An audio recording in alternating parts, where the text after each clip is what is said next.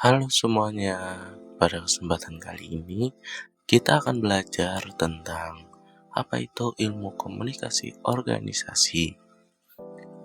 Pada awalnya kalian mungkin bertanya-tanya, apa sih komunikasi organisasi itu? Emang penting? Terus kalau emang penting apa sih fungsinya? Semua itu akan kita cari tahu bersama dalam beberapa menit ke depan.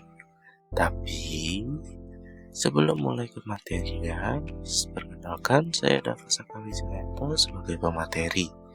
Ingin mengajak kalian untuk ikut turut belajar bersama dengan mencatat poin-poin yang penting. Dan kalian juga dipersilakan untuk memberikan pertanyaan di kolom komentar di bawah. Baik, kita akan langsung masuk ke materinya. Yang pertama, apa sih komunikasi organisasi itu?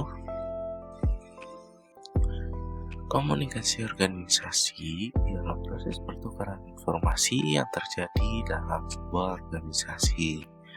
Dengan kata lain, komunikasi organisasi adalah komunikasi yang terjadi di dalam sebuah organisasi dengan tujuan membangun hubungan antar individu dan mencapai tujuan organisasi itu sendiri.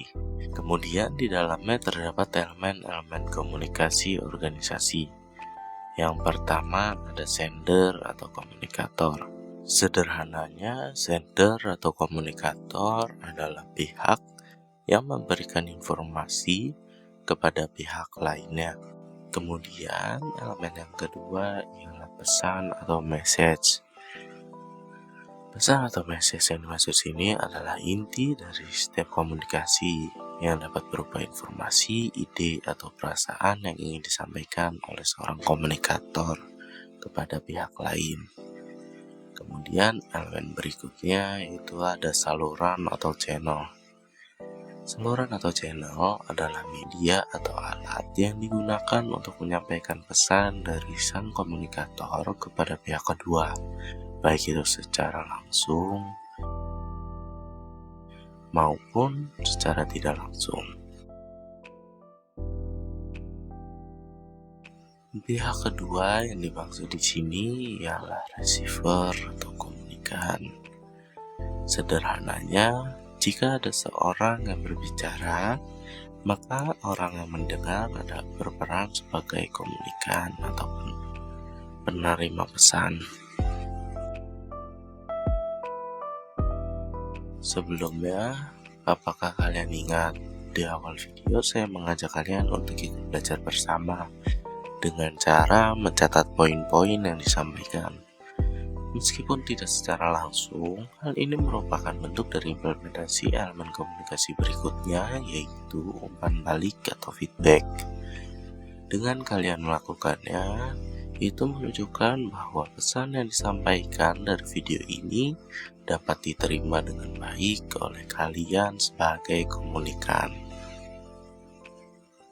Kemudian, elemen yang terakhir yaitu ada noise atau gangguan. Noise atau gangguan adalah segala sesuatu yang dapat mengganggu, menghalangi, atau mendistorsi pesan yang ingin disampaikan dalam proses komunikasi. Kemudian kita masuk ke dalam materi berikutnya, yaitu jenis-jenis teori komunikasi organisasi. Yang pertama ada teori klasik. Berkembang sejak awal abad ke-19, teori klasik atau teori mesin menempatkan organisasi sebagai sebuah entitas mekanik dengan struktur yang kaku dan hierarkis. Teori ini sebagai salah satu pendekatan tertua dalam studi organisasi menekankan pentingnya efisiensi dan spesialisasi tugas, serta mengidentifikasi 4 kondisi utama yang mencerminkan sifat mekanisnya, yaitu saling melayani, doktrin, kekuasaan, dan disiplin. Kemudian ada teori neoklasik. Muncul sebagai respons terhadap keterbatasan teori klasik. Teori neoklasik atau teori hubungan manusia bertujuan untuk memahami bagaimana faktor-faktor psikologis dan sosial seperti motivasi, kepuasan, dan dinamika kelompok dapat berkontribusi pada kinerja organisasi. Dengan demikian, teori ini memberikan perhatian lebih pada interaksi manusia dalam organisasi dibandingkan dengan struktur formalnya. Kemudian ada teori fusi. Berangkat dari kesadaran akan keragaman minat manusia dalam organisasi, teori fusi yang diperkenalkan pada tahun 1957 menyoroti pengaruh timbal balik antar individu dan organisasi. Interaksi ini menciptakan dinamika yang unik, di mana setiap jabatan memiliki karakteristik khusus yang dapat disesuaikan dengan bakat dan minat individu, sehingga memungkinkan pertumbuhan dan perkembangan bersama. Kemudian ada teori peniti menyambung. Teori peniti menyambung yang juga dikenal sebagai linking pin model adalah sebuah konsep dalam ilmu komunikasi organisasi yang dikemukakan oleh Francis Likert.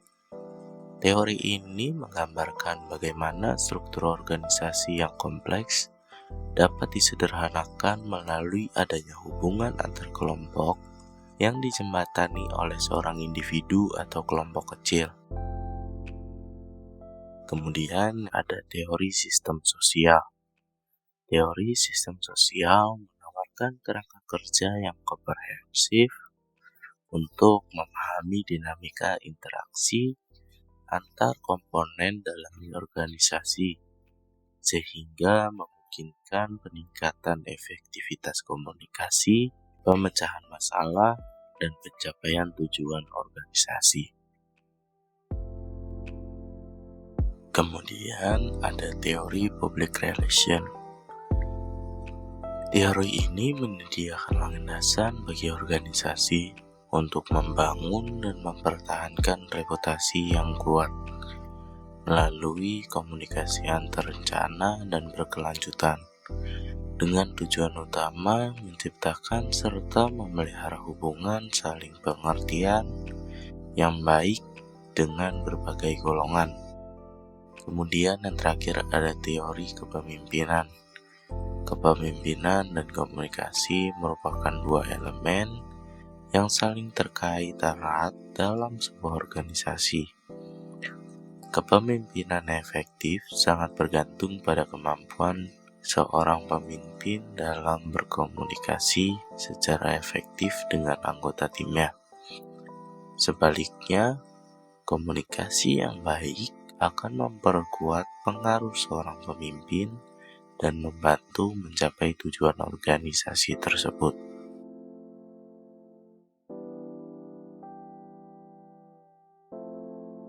Baik, saya rasa cukup sampai di sini pembahasan kita kali ini.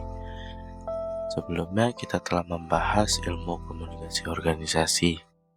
Sebelum mengakhiri video ini, perkenankan saya menyampaikan ucapan terima kasih yang sebesar-besarnya kepada Muhammad Yusuf, Ahmad Chandra, Dipraja, dan Rahman atas kontribusi dan dedikasi mereka dalam proses pembuatan video ini.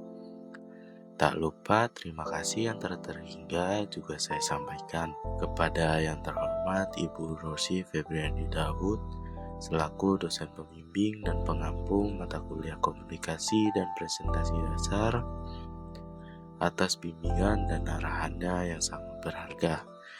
Kurang lebihnya mohon maaf. Saya Dava Saka Wijayanto, pamit undur diri.